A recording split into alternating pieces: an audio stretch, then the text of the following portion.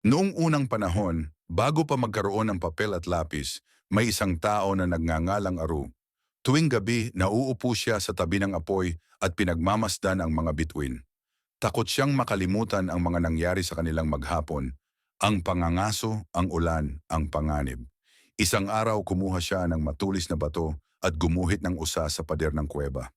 Nang makita ito ng kanyang mga kasama, agad nilang naunawaan, may nahuling hayop, may pagkain bukas. Doon nila napagtanto, ang guhit ay may kapangyarihang magsalita kahit walang tinig. Lumipas ang mga taon.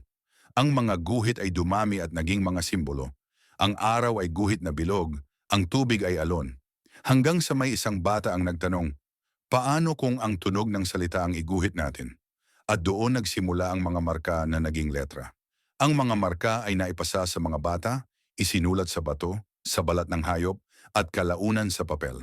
Ang dating alaala na madaling makalimutan ay naging kwento na hindi na nawawala. Hanggang ngayon, sa tuwing sumusulat tayo, dala pa rin natin ang unang marka ni Aru, isang paalala na natutong magsulat ang tao upang maalala, magbahagi, at mag-iwan ng bakas sa mundo.